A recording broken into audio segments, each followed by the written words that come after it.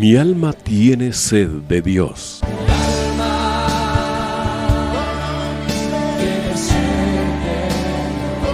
Un espacio que reconforta, alienta y motiva a la luz de la palabra de Dios. Un espacio de clamor e intercesión por todos aquellos que hoy necesitan una palabra de aliento de parte del Dios Todopoderoso.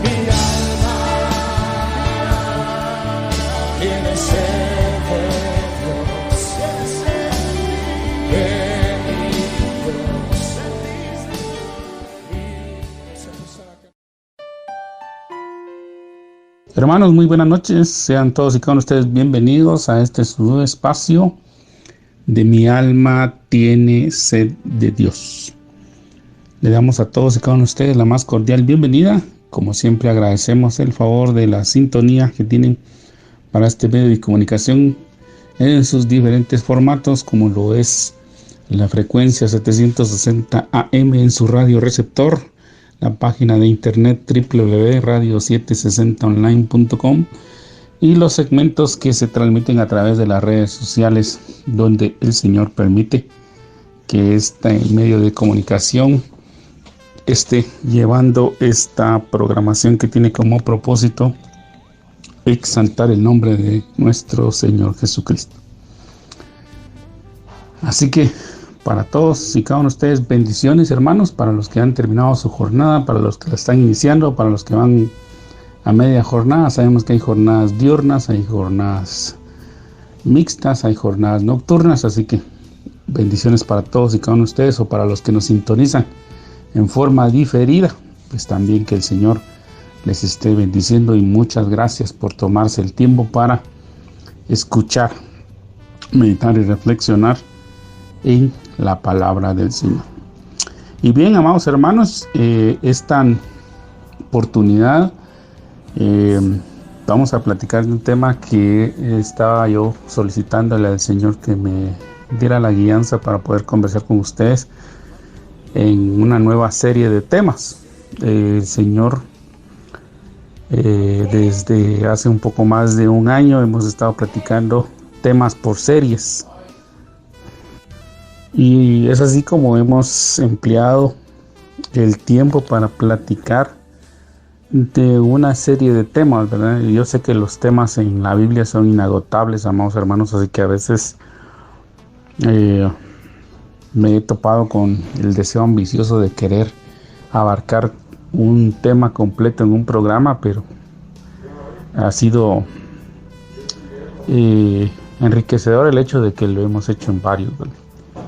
Y en esta oportunidad yo quisiera platicar con ustedes de un tema que el Señor me impulsó, al cual yo le voy a poner por título La fe y el vivir por fe. Ustedes y yo sabemos que dentro de el ámbito del cristianismo existe hasta un lenguaje propio, hay una terminología, hay ciertas palabras que los cristianos pronunciamos, y que es por ello que en determinado momento las personas saben si una persona es creyente en Jesucristo o no. Términos como varón, Dios le bendiga, Dios le guarde, permiten de alguna manera identificar a las personas que profesan ser cristianos. Y algunos pues me han dicho o mencionado que viven por fe. Y la pregunta es, ¿qué es vivir por fe? Y eso es parte de lo que queremos platicar en este tema. ¿Qué es en sí materializar la fe? Todos hemos leído el capítulo 11 de Hebreos, y si no lo ha hecho, pues yo le invito a que lo haga, y con las diferentes versiones que ahora el Señor ha permitido que estén a nuestra disposición, podemos, amados hermanos, tener claridad sobre lo que el Señor nos quiere enseñar en ese capítulo. Y creo que todos conocemos el clásico: es la fe, la certeza de lo que no se ve, la convicción de lo que se espera, ¿verdad? Y hemos aprendido, estudiado ahí en ese ejemplo, una serie de ejemplos que están ahí, esa serie de personajes que se mencionan en el capítulo 11 del libro de Hebreos, algunas características. Sin embargo, al día de hoy existe confusión en muchos hermanos de qué es la fe y qué es vivir por fe. Y yo creo, hermanos, que nosotros debemos de verdaderamente profundizar en la Escritura qué es vivir por fe. La fe, pues ya sabemos que es algo que para los materialistas, para el mundo, es algo que simple y sencillamente se cree, que no tiene cuerpo, que no tiene una figura, sino que simple y sencillamente es una forma de pensar, una forma de creer, una forma de ver las cosas, pero no logran definir qué es la fe. En Hebreos 11:1 dice: es pues la fe, la certeza de lo que se espera y la convicción de lo que no se ve, porque por ella alcanzaron buen testimonio los antiguos. Entonces la fe, amados hermanos, es un sistema de creencia. La fe es, en el caso de los cristianos, poner todo lo que ellos creen, todo lo que ellos viven a disposición de Dios, ¿verdad? La definición del mundo es que Dios no se ve, ¿verdad? Dios no se ve, por lo tanto no existe. Esa es la definición del mundo. Sin embargo, nosotros sabemos que Dios existe, que está presente en todas las cosas y que su verdadera forma nosotros la vamos a conocer el día en que comparezcamos ante Él. Bueno, los creyentes hemos llegado a tener esa convicción también de que nuestra existencia no comenzó aquí en esta tierra, ni va a terminar aquí en esta tierra. La Biblia, pues claramente en todo su desarrollo, amados hermanos, apunta hacia ello.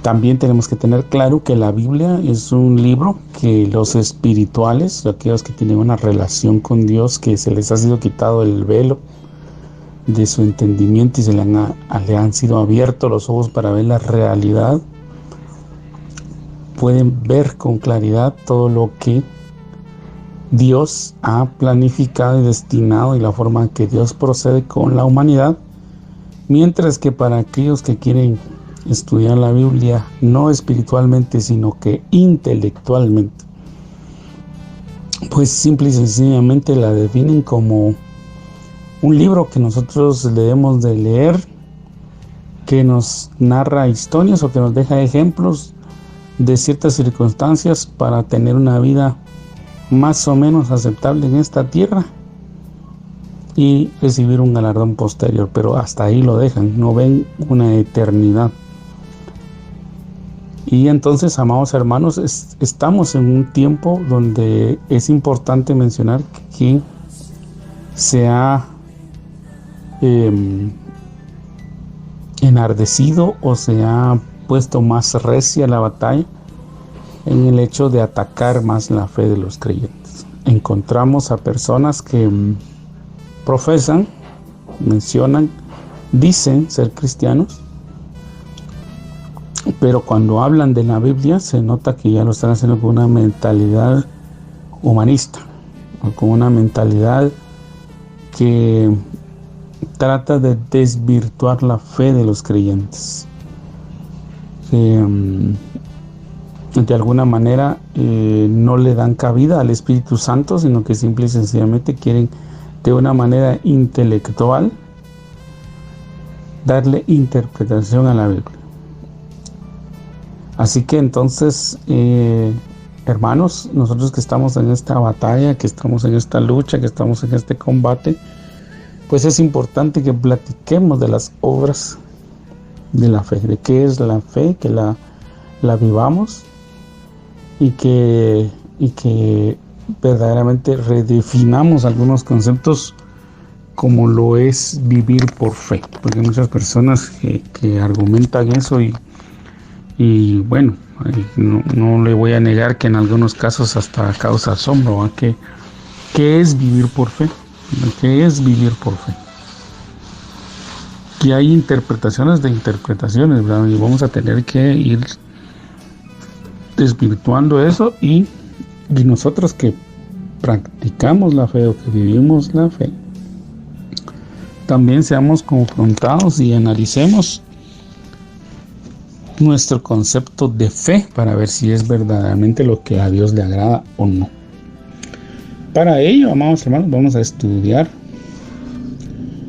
a nuestro hermano Abraham, pero que también es nuestro padre en la fe.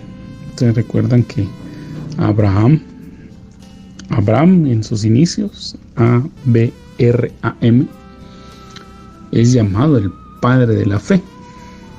Es incluso en los diccionarios seculares se le conoce a él como el padre de las 3 religiones más grandes del mundo: del cristianismo, de los musulmanes y de los judíos.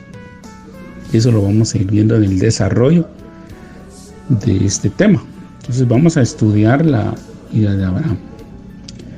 Inicialmente sabemos que él es descendiente de Sem, después del diluvio. En Génesis capítulo 11, verso 10 al 26, se narran los descendientes de Sem. Y en el verso 26 dice: Taré vivió 70 años y engendró a Abraham, a Nacor y a Harán. Por la forma en que está redactado este verso, algunos, incluyendo su servidor, hemos deducido que Abraham, Nacor y Harán eran trillizos.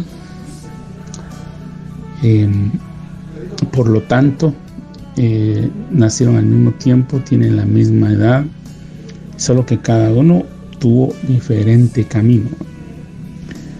Luego ya en el verso 27 se habla específicamente para profundizar, o la Biblia nos va guiando cómo es que Abraham aparece en el escenario de los orígenes, en este caso el origen del pueblo de Israel, el pueblo hebreo como se le llama también, y cómo es que aparece también un personaje que debería de ser muy importante para nosotros, por el hecho de que Abraham no era ni hebreo ni gentil, o mejor dicho, era considerado como un gentil, ¿verdad? O sea que no había una distinción de razas.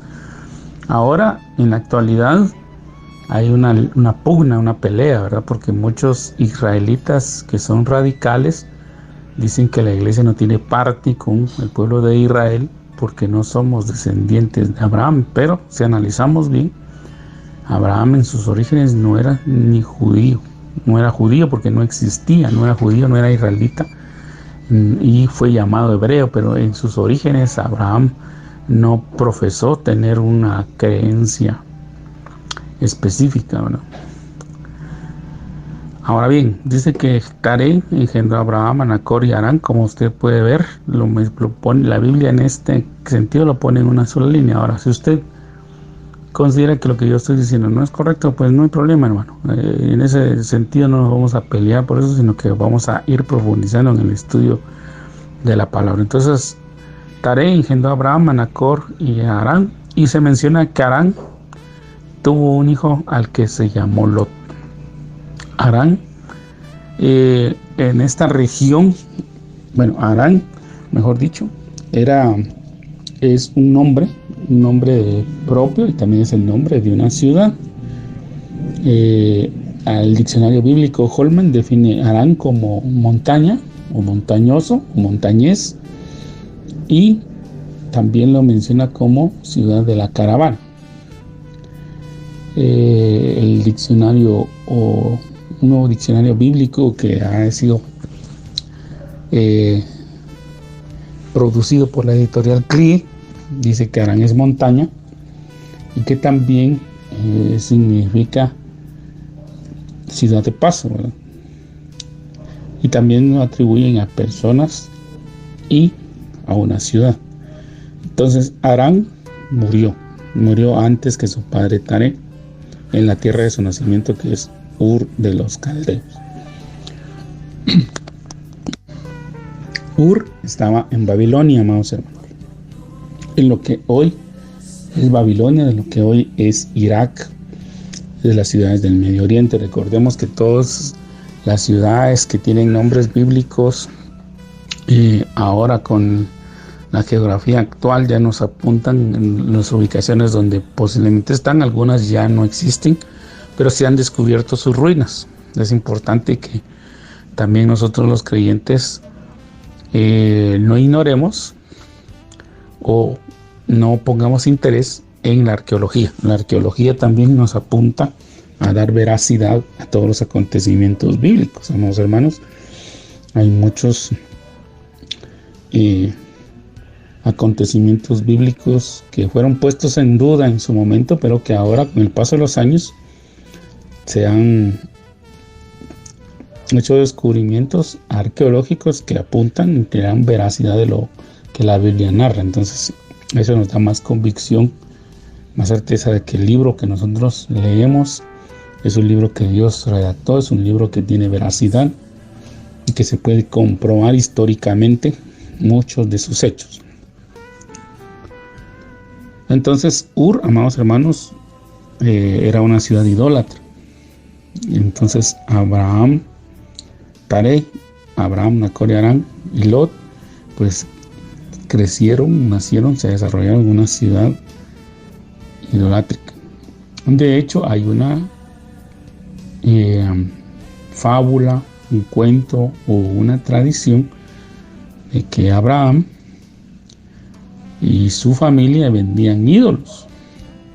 Pero como Abraham estaba empezando a tener comunión con Dios, en una ocasión Abraham despedazó todos los ídolos que habían en la tienda y puso el palo con el que la había destrozado en manos de uno de los ídolos. Entonces, cuando su padre Taré ingresó al lugar y le preguntó a Abraham qué había sucedido, porque estaban rotos los ídolos y quién lo había hecho, él dijo: ese ídolo fue. Entonces el padre de Taré le dice a Abraham, en ese momento le dice: no digas tonterías, los ídolos nada hacen.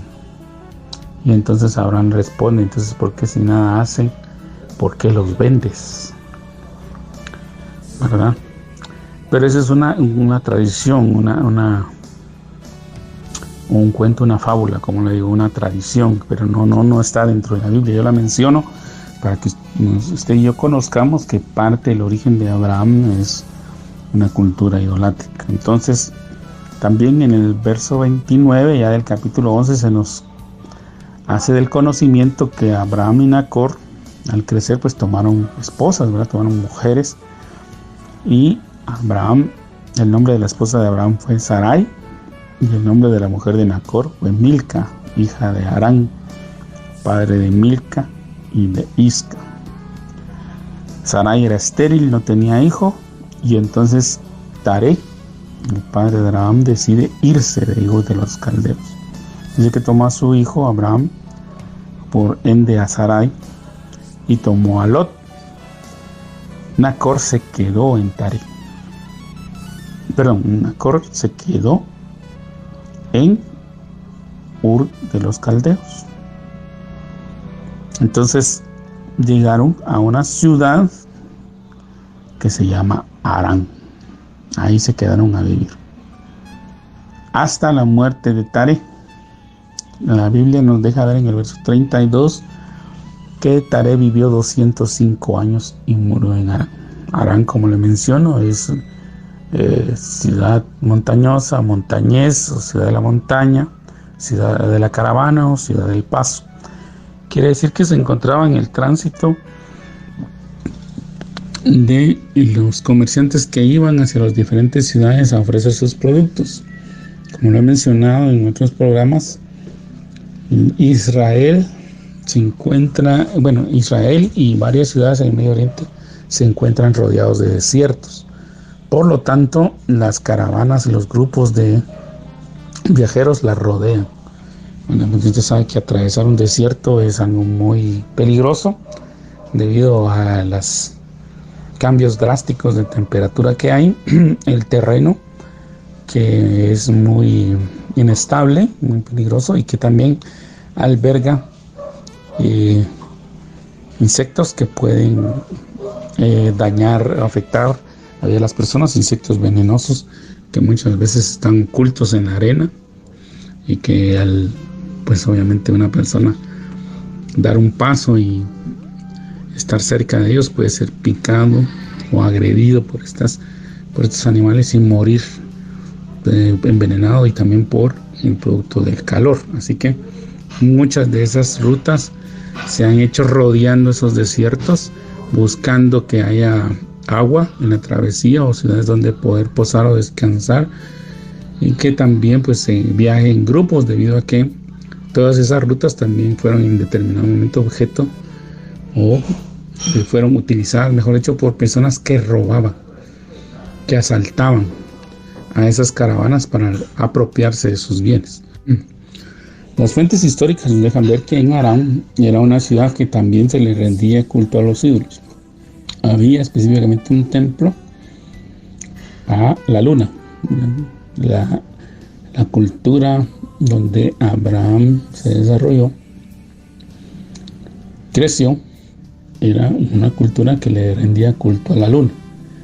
Usted sabe que muchos de los reclamos que Dios le hace a través de los profetas a su pueblo Israel es que le rendían culto al sol, la luna y las estrellas, al ejército del cielo, ¿verdad? Aparte de todas las figuras que la humanidad en determinado momento ha idealizado como dioses. La idolatría, amados hermanos, es antigua. Nosotros hasta el día de hoy no hemos encontrado una fuente que nos diga con certeza cuándo aparecen ya los primeros indicios de la idolatría, pero sabemos que el ser humano lamentablemente tiene esa inclinación hacia la idolatría, de tener que ver para creer, de tener algo presente, ¿verdad? Ese concepto que la ciencia también maneja, que todo aquello que se puede tocar, ver, probar y estudiar, analizar, someter a análisis, eso es lo creíble, ¿verdad? Entonces, por eso es que la ciencia en determinado momento dicen que choca con la fe y con la religión. Sin embargo, la ciencia al inicio estuvo sujeta mucho a lo que establecía la Biblia, a lo que establecía la fe en Dios, y demostraba o apuntaba o daba veracidad de lo que Dios había hecho. Sin embargo, pues las personas con esta mentalidad de que tenemos que modernizarnos, de que tenemos que avanzar, de que tenemos que tener desarrollo, no hay cabida para Dios, ¿verdad? No hay cabida para Dios, porque Dios es un concepto que no se puede tomar, no se puede analizar, no se puede probar. Sin embargo, la ciencia reconoce que indiscutiblemente el genoma humano, por decir que es un mapa, no pudo haber sido creado por nadie más que por una inteligencia superior, y que todo el equilibrio que el ecosistema tiene, amados hermanos, y que aún subsiste a pesar de todo el daño que la humanidad ha hecho, eso es obra de Dios, ¿verdad? Obra de alguien que tiene una sabiduría infinita. Definitivamente cuando creó las cosas las puso en su respectivo equilibrio, y que ahora que algunas plantas, algunos insectos, algunos animales han desaparecido, es lo que está causando lo que hoy nosotros llamamos el cambio climático. Y aunque hay un grupo de personas que se niegan a creer en el cambio climático, y que el haber, por ejemplo, contaminado las aguas, en haber acabado con ciertas especies de animales, de insectos y de plantas, no es lo que está provocando el daño que hoy vemos en las lluvias, los huracanes que cada vez son más despiadados, amados hermanos. Eso es verdaderamente increíble, que estas personas no se den cuenta y no puedan comparar, por ejemplo, cómo era hace 40 años y cómo es ahora, cómo ha cambiado drásticamente el clima, y que todo ha sido efecto de todo ese daño que la industria y el ser humano en sí ha hecho al ecosistema. Bueno, menciono todo esto, vamos hermanos, para que sepamos un poco de los orígenes de Abraham. Ahora, en el capítulo número 12 ya empieza el trato directo de Dios con Abraham. O sea, aquí ya aparece en escena Jehová, Yahvé, Elohim, Jehová. Ya tiene un contacto directo con Abraham, y le da una orden. Aquí es donde empieza, amados hermanos, realmente la parte que a nosotros nos debe de interesar. ¿Qué es la fe y qué es el vivir por fe? Entonces dice que Jehová, en la Biblia leemos que Jehová había dicho a Abraham: vete de tu tierra y de tu parentela y de la casa de tu padre a la tierra que te mostraré. Entonces, amados hermanos, cuando uno lee en detalle esto, parece que el Señor ya en lo particular ya le había dado a Abraham una instrucción previa. No se la da en el capítulo 12, ya se la había dado antes, porque aquí dice: pero Jehová había dicho a Abraham: vete de tu tierra y de tu parentela. Entonces el trato de Dios con Abraham empezó en Ur de los Caldeos. Pero Abraham no había obedecido la orden de Dios. Taré se movió con su hijo y lo llevó hasta Harán. Tal vez en ese momento Abraham pues estaba muy apegado a su familia, no quería irse. Pero llegó el momento en que los planes de Dios, amados hermanos, se tienen que cumplir. Entonces, ¿en qué momento comenzó la comunión de Dios con Abraham? O de Abraham con Dios. ¿En qué momento Dios le habló a Abraham? Posiblemente en su juventud. Posiblemente cuando se casó. Posiblemente cuando se enteró que Sarai no le podía dar hijos, porque la escritura nos deja ver en el capítulo 11, verso 30 de Génesis, que Sarai era estéril. Y Abraham seguramente quería tener descendencia. Por eso es que él se apegó con amor hacia Lot, porque obviamente Lot quedó huérfano y él acogió a su sobrino como a su hijo y lo llevaba a todos lados. Pero él ya tenía una instrucción y ahora llegó el momento de cumplirla. Yo le pregunto a usted, porque usted y yo, amados hermanos, antes de llegar al Señor, empezamos a tener tratos con Dios. A través de la enfermedad de un padre, a través de una situación económica, a través de alguna circunstancia que a usted le empezó a afectar, empezó el trato de Dios con usted. Fue ese proceso que Dios elabora, porque una de las figuras que a mí más me llama la atención, o una de las figuras, es una de las formas en que Dios nos enseña, es que, por ejemplo, en el caso de Jeremías, lo toma y lo envía a la casa del alfarero, en aquel que hace artículos de barro, como jarras, como algunas tazas, como algunos artículos decorativos, macetas, etcétera, ¿verdad?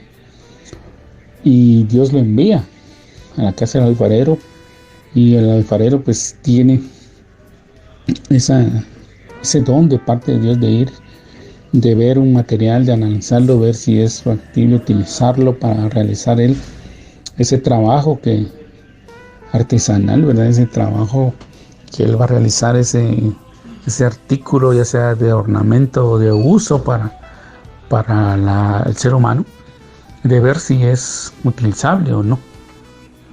Luego lo va moldeando, lo empieza a trabajar, lo pone en el ruedo del alfarero y lo empieza a formar con sus manos, y pues después de haber hecho ya ese proceso, viene y lo pone en el horno para que vaya tomando consistencia, solidez.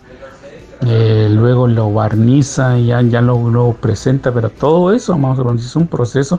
Pues de igual manera, así como Dios utiliza la figura del alfarero, y que muchas veces lo que más me asombra es que dice ahí la escritura que cuando a Jeremías observaba el proceso, el barro dice que en lugar de tomar una forma buena en las manos del alfarero, se deshizo, y entonces el alfarero tuvo que comenzar de nuevo a darle vueltas a la rueda y empezarle a dar figuras nuevamente al barro. Y lo interesante del barro, amados hermanos, es que se va poniendo en esa rueda y con una mano en el exterior y una mano en el interior empiezan a darle forma al artículo ornamental, a la maceta o a cualquiera de los destinos que vaya a tener ese barro, que vaya a formar quizá una taza, un jarrón, una maceta o algo, se va formando con las dos manos del alfarero. Entonces, cuando ese artículo se deshizo, el Señor le da una palabra a Jeremías y le dice: así como se deshizo el barro en las manos del alfarero y le vuelve a dar forma, ¿acaso yo no podré venir y darle forma nuevamente a ustedes? Porque eso me hace pensar, amados hermanos, en las muchas veces que nosotros, por nuestra rebelión, ¿verdad? Porque, como les repito, antes de llegar a los caminos del Señor, todos tuvimos un trato previo. Yo eso estoy seguro, ¿no? Porque así como ese alfarero escogió el material y puso sus ojos en él y empezó a trabajarlo, a tenerlo, a empezar a formarlo, a empezar a tratar con él, para darle la figura que hoy es, que quizás es un hombre de Dios, alguien que predica, alguien que enseña, alguien que sirve, o alguien que por lo menos es un buen cristiano, un buen esposo, un buen padre, un buen ciudadano. Pues Dios tuvo su proceso con él. Entonces, de esa misma manera, vamos a ver que Dios tiene un proceso con Abraham, y lo primero que le pide es obediencia. Una obediencia, vamos a ver, que eso requiere sacrificio, porque aquí el sacrificio era dejar su tierra y dejar su parentela e ir a una tierra que Dios le iba a mostrar hasta que llegara ahí. Recordemos que en tiempos de Abraham, hermanos, no habían mapas. Nosotros vivimos ahora actualmente en una época donde pues la tecnología, amados hermanos, nos ha inundado, no lo podemos negar. Hay aplicaciones muy bonitas donde usted puede ver en su teléfono donde se encuentre, qué hay a su alrededor, ¿verdad? Cosa que antes no ocurría. Antes usted tenía que preguntar para llegar. Hace unos 30 años el grito de la moda es que usted tenía un mapa. A veces los mapas no eran tan detallados, pero por lo menos usted tenía un mapa y usted viajaba con un mapa en la mano para llegar a un lugar. Tenía que tomar algunos puntos de referencia. Obviamente ahí sí tenía que haber aprendido usted geografía muy bien, amado. Saber dónde era el norte, cuál era el sur, cuál era el este, el oeste, el suroeste, ¿verdad? Para poderse orientar y poder llegar a su destino. Y tratar de escoger las mejores rutas y de tener buenas condiciones de vehículo para llegar. Entonces, amados hermanos, Dios le pide obediencia a Abraham y le dice: vete de tu tierra y de tu parentela. En ese momento, amados hermanos, pues obviamente estaba Taré, estaba su hermano Nacor, estaba Lot, porque Harán ya había muerto. Y entonces él se tenía que ir solo con su esposa, pero él decidió tomar a Lot, irse.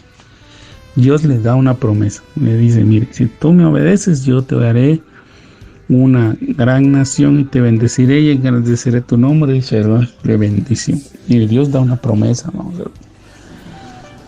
Dios nos da una promesa. Dios es un Dios que recompensa. Por eso Hebreos 11:6 dice claramente que todo aquel que se acerca a Dios tiene que creer que Él existe y que es galardonador, es el que da premios, que da recompensa a todo aquel que en Él cree. Vamos, hermanos. O sea, Dios es un Dios que da galardones, no es un Dios que no premie la fe. La fe tiene un premio, tiene una recompensa. Nosotros, amados hermanos, como hijos de Dios, tenemos que entender que Dios pues, ha ofrecido bendiciones, ha dado promesas que están en la Biblia que nosotros las podemos apropiar. Dice Hebreos 11:6, dice: pero sin fe es imposible agradar a Dios, porque es necesario que el que se acerca a Dios crea que le hay y que es galardonador de los que le buscan. Entonces Abraham recibe una promesa, recibe un mandato, el cual espera obediencia y cuya consecuencia es una bendición. Pero entonces, ¿qué es caminar por fe, amados?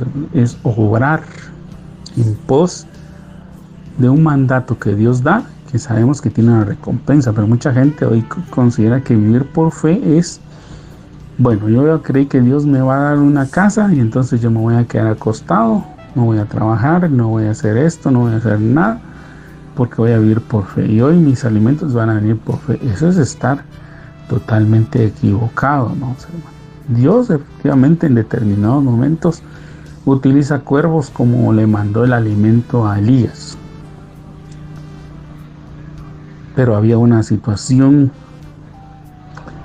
alrededor que no hemos considerado, y es que Dios había dicho a Elías que él orara para que los cielos se cerraran. Entonces alimento no había, no iba a haber porque no estaba lloviendo. Entonces el ciclo natural se rompió, los ríos se estaban secando. Entonces Dios le dio una orden a Elías, le dijo: vete al arroyo de Kerit, yo ahí te voy a sustentar. Entonces lo envió a un lugar. Elías tuvo que accionar, caminar hacia un lugar donde había el agua, y Dios le enviaba el alimento, pero la condición es diferente. Pero si en el caso nuestro no hay ni sequía, no hay una situación que sea tan drástica como esa, cuando Dios dice te voy a bendecir, uno tiene también que hacer el esfuerzo de ir a buscar las oportunidades, porque el Señor en Mateo capítulo 7, versículo 7, Él dice: pedid y se os dará. Entonces tiene que haber una acción. La otra acción es buscad y hallaréis.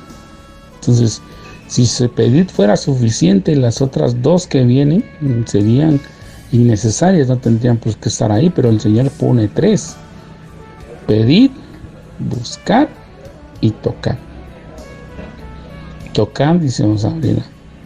Y en el griego, amados hermanos, los verbos son continuos, es decir, porque todo aquel que está buscando, porque todo aquel que está pidiendo va a recibir, porque todo aquel que está buscando va a encontrar, y todo aquel que está tocando se le va a abrir. Entonces tiene que mantenerse esa acción.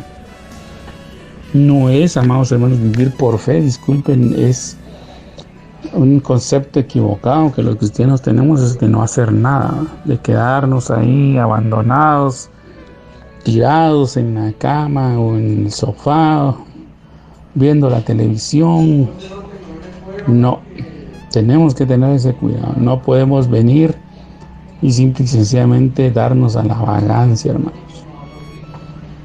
Vivir por fe sí es creer en Dios y obedecer al mandato que Dios da. Y en este caso, el mandato que Dios le dio a Abraham fue: vete de tu tierra y de tu parentela al lugar que yo te mostraré. Entonces es lo que Dios le estaba mandando, entre otras cosas, a Abraham, era que tuviera su mirada puesta en él y que estuviera atento a toda palabra que Dios diera, porque la tierra que Dios le iba a mostrar, Dios le iba a indicar en qué momento esta es la tierra. Tiene que estar atento a esa voz. Y aquí muchos cristianos a veces no estamos así, ¿verdad? No debemos de confundir, amados hermanos. No podemos decir tampoco que estamos bajo ataque o bajo lucha o bajo prueba, si no verdaderamente tenemos una comunión con Dios y si nosotros hemos sido negligentes en obedecer a Dios. El otro ejemplo que le puse, el de Elías. Elías también tuvo que moverse. Dios le dijo: vete al arroyo de Kerit. Porque Dios, si algunos piensan que por fe es quedarse en su casa, ¿por qué no le dijo el Señor: Elías, no tengas pena, Elías, yo voy a mandar todos los días a las 2 de la tarde que toquen tu puerta y que ahí te lleve una señora, te lleve el agua, y más tarde te va a llegar a visitar un cuervo a tu casa? No, lo hizo moverse de ese lugar. Uno tiene que estar atento, porque a veces hay personas que se empecinan a estar en un lugar, pero eso no es el deseo de Dios, ese no es el mandato de Dios. Así como Dios no quería que Abraham estuviera en Ur de los Caldeos inicialmente y luego se quedara a residir en Harán más tiempo, lo mandó a dejar ese lugar. Quizá hoy Dios lo que nos está diciendo es que ya no quiere que estemos en un cierto lugar.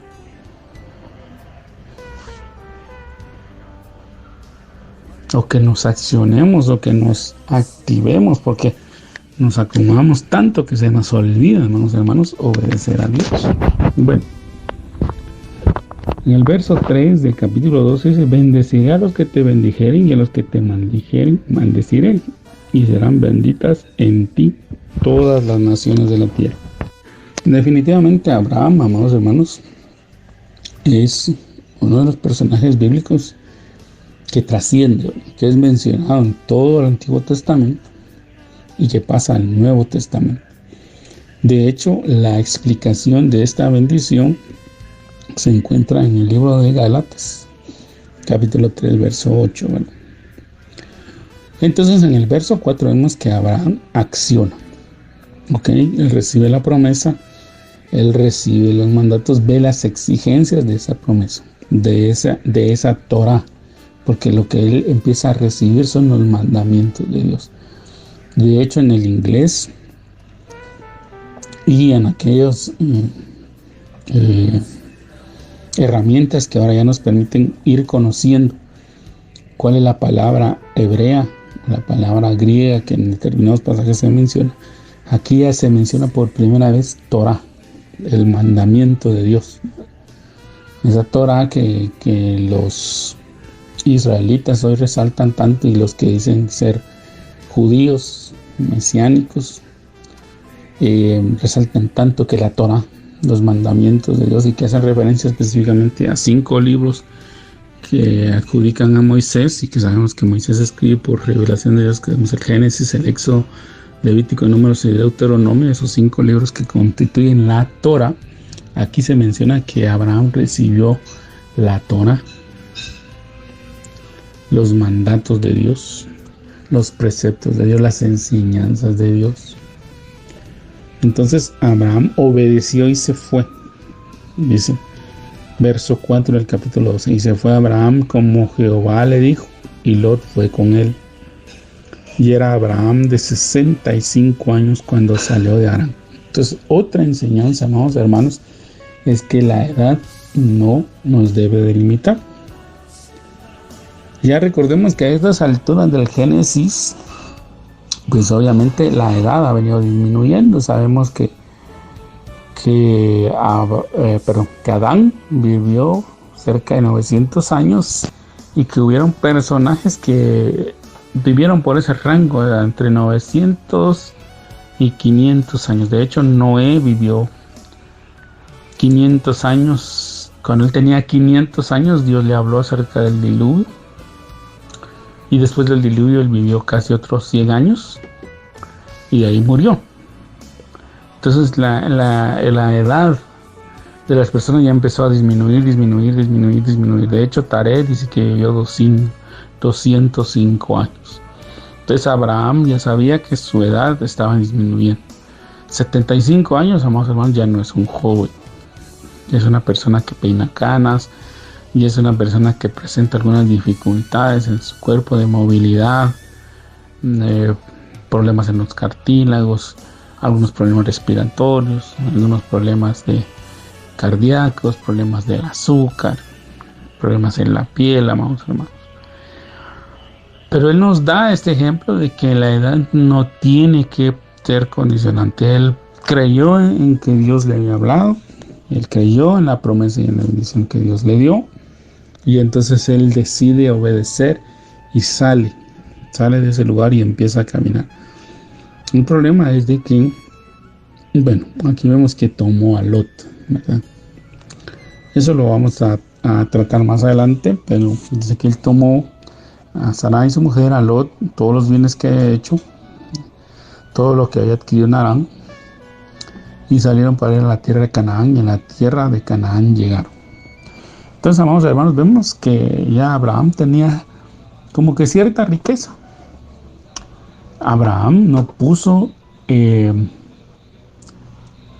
como una excusa o como algo a que aferrarse, decirle: mira, Señor, la verdad es que yo en Harán ya tengo esclavos, ya tengo esclavas, ya tengo mis empresas, ya tengo una reputación, yo no necesito irme a otro lugar. Sara no me va a dar hijos, pero yo aquí ya tengo riqueza, Sara tiene de renombre, pues Lot no es mi hijo natural, pero yo lo he criado como mi hijo, así que no, no, yo no me voy a ir a otro lugar.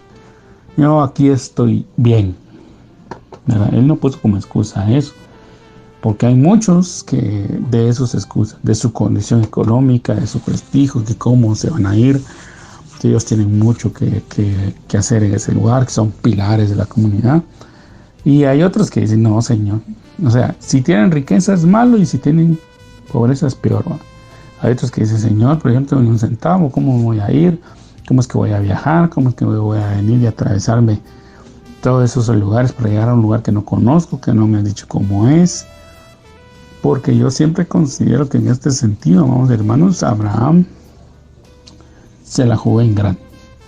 Sobre todo porque él ya estaba casado y pues las esposas generalmente preguntan, ¿a dónde vamos a ir? ¿Tienes algún conocido ahí? ¿Dónde vamos a vivir? Si aceptan el dinero que tenemos, si nos va a funcionar, nos va a alcanzar, porque obviamente, vamos, hermanos, ese tipo de situaciones afectan, sobre todo que todos iban a dejar un estatus de vida que ya tenían por ir a un lugar que no conocían. Entonces, amados hermanos, vemos aquí que Abraham, dándonos lecciones de fe, no puso ni excusas de su condición económica, ni puso excusas de su condición física, y simple y llanamente rindió todo lo que tenía para obedecer a Dios, para dejarse guiar por Dios.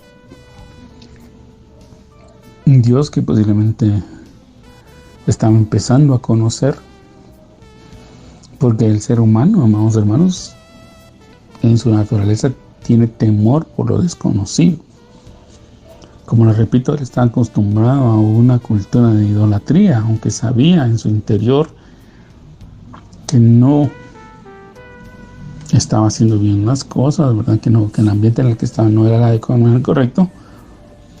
Pues obviamente cuando Dios le habla y le da una orden de estas dimensiones de dejar su tierra, es decir, todo aquello en que él confiaba, en todo aquello que estaba seguro, porque hay gente que dice, por eso la popularidad de los dichos, ¿verdad? Más vale lo viejo conocido que lo nuevo por conocer, ¿verdad? Porque la gente está acostumbrada a eso. Pero Abraham estuvo dispuesto a dejarlo todo. Entonces yo le pregunto a usted, amados hermanos, ¿estamos interpretando bien lo que es vivir por fe o no? ¿Realmente estamos siendo obedientes a Dios como lo fue Abraham? ¿O estamos creyendo que somos obedientes? Porque en el caso de Abraham le mandaron a dejar su tierra y su parentela, pero quizá nosotros no nos están dando una exigencia de ese nivel, pero sí nos están mandando a dejar ciertos ritos, ciertas costumbres, ciertas prácticas, ciertas tradiciones, ciertas herencias familiares que a Dios no le agradan.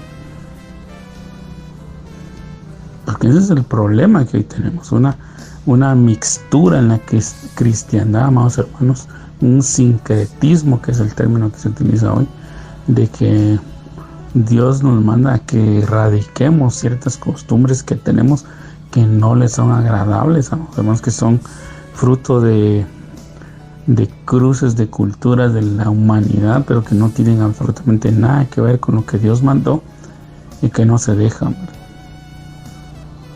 Como por ejemplo la celebración de la Navidad, la celebración de ciertas tradiciones, de ciertas costumbres, ciertas festividades de la localidad, por ejemplo. Yo entiendo, amados hermanos, que el ser humano pues tiene que descansar, ¿verdad? Y pues tiene que aprovechar esos descansos para reponer sus fuerzas. Yo no creo que eso está bien, pero lo que está mal es que nosotros, sobre pretexto de ese descanso, de esa festividad, nosotros estamos realizando también prácticas que no son, ¿verdad? Que por no pelearnos con los vecinos o por no demostrar que somos de otra creencia, adornamos el frente de nuestra casa o permitimos que el frente de nuestra casa se adorne, o decimos, no, lo que pasa es que a nosotros ya no nos afecta, nosotros ya maduramos, y estemos participando directa o indirectamente en esas situaciones. Entonces, amados hermanos, tenemos que ser obedientes a la voz de Dios. Dios habla hoy. Dios sigue hablando, amados hermanos. Yo particularmente estoy convencido, y esa es mi opinión personal, que Dios sigue hablando. Nos habla a través de la Biblia, sí. Nosotros deberíamos ser ese pueblo que constantemente esté leyendo la Biblia. Debería ser nuestra principal lectura sobre todas las demás que tengamos que hacer, porque entiendo que por las actividades que realizamos a veces usted tiene que leer contratos, algún libro de administración, pues si está estudiando libros de su carrera, ¿verdad? Alguna ley, pero definitivamente la Biblia debería de ocupar un puesto primordial en nuestras vidas para que Dios nos hable. Pero yo estoy seguro o estoy convencido que Dios nos habla mientras estamos leyendo. Entonces debemos de obedecer a Dios. ¿Qué es lo que Dios nos está pidiendo?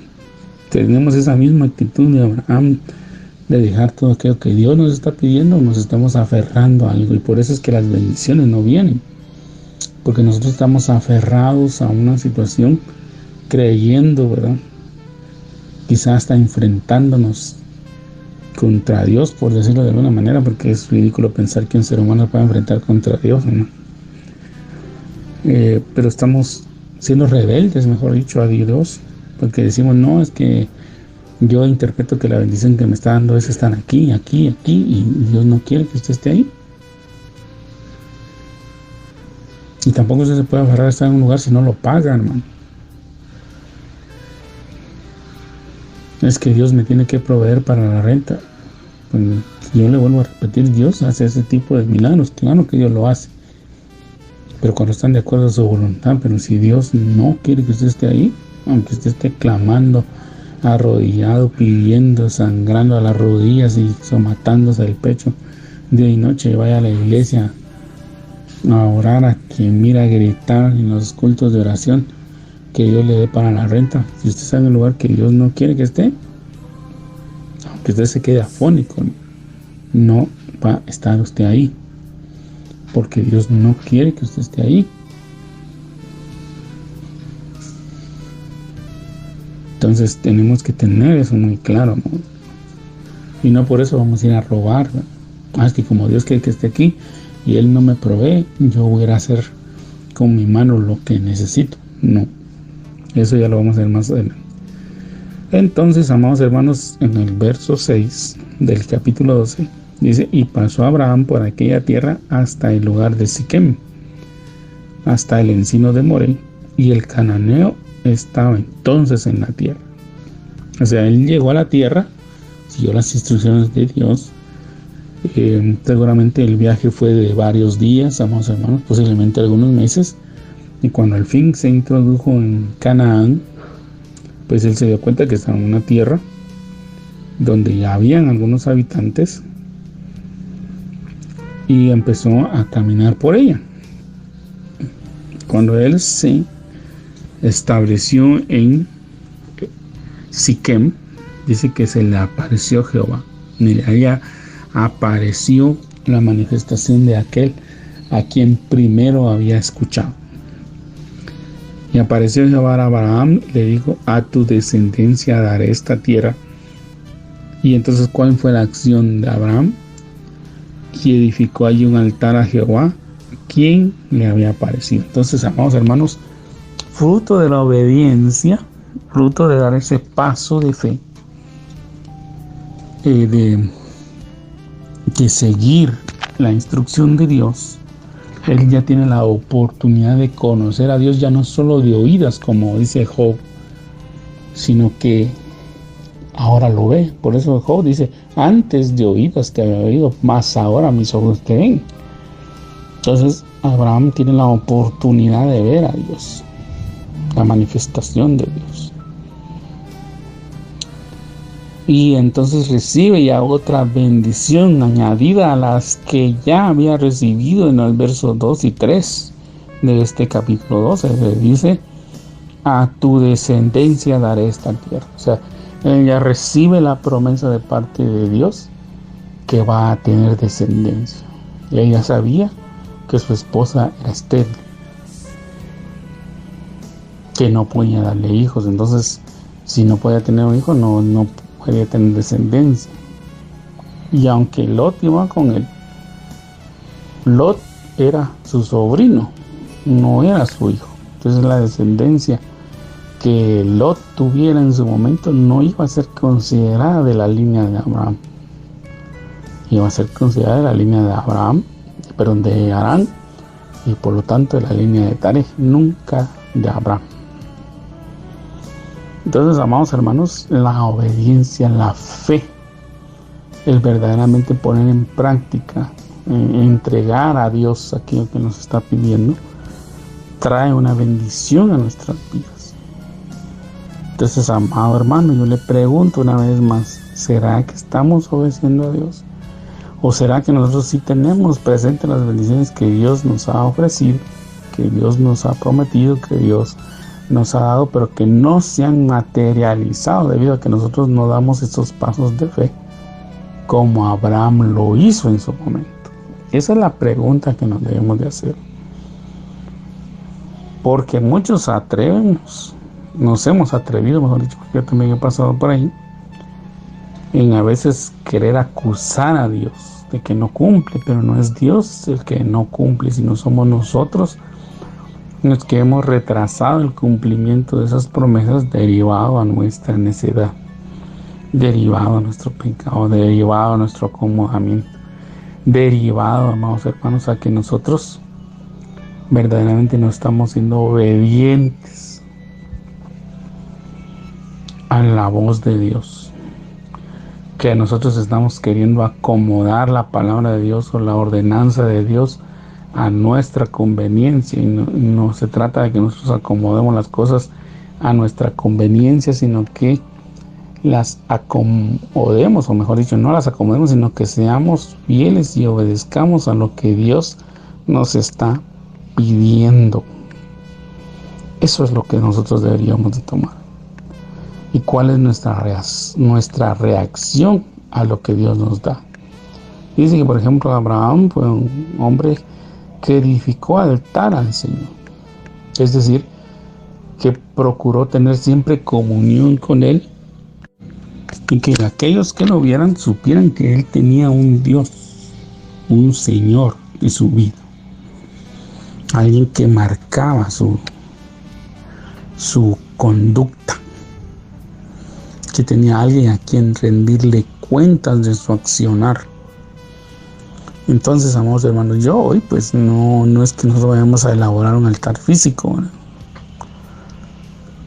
Porque nos podrían acusar de querer volver al judaísmo, ¿verdad? Como muchos hacen hoy, sino que se refiere a que nosotros tenemos un lugar donde nos podemos derramar delante de Dios, un lugar donde oremos, un lugar donde pongamos nuestro corazón delante de Dios, donde podamos platicar con Dios sin interrupciones, sin distracciones, donde verdaderamente también, amados hermanos, no solo estemos expresando nuestra serie de peticiones a Dios, un detalle prolongado de peticiones a Dios, sino que también escuchemos a Dios, porque la oración, amados hermanos, no es monólogo.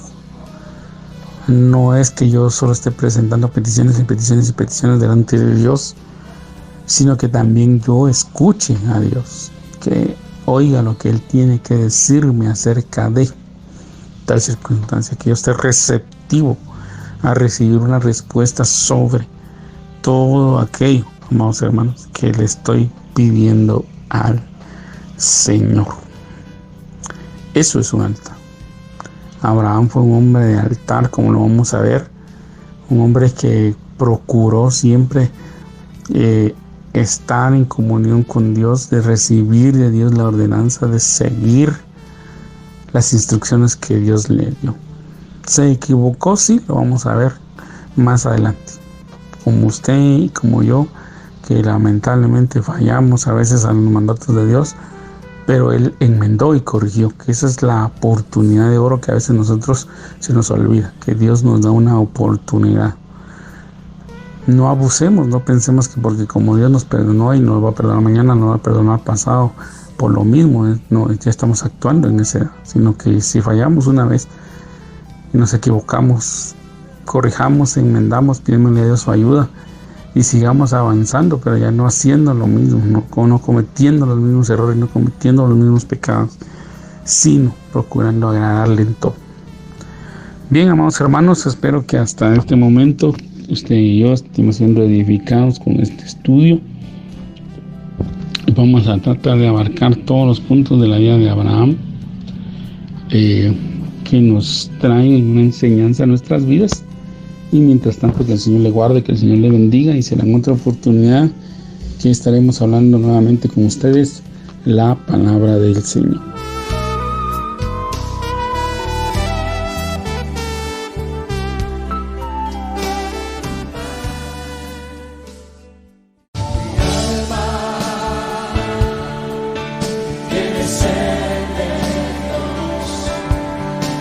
Hemos presentado Mi alma tiene sed de Dios.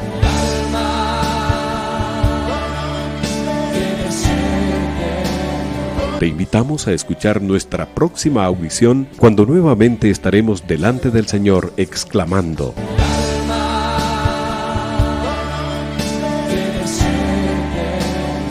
Mi alma tiene sed de Dios.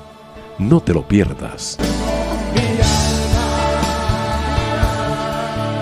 Tiene sed.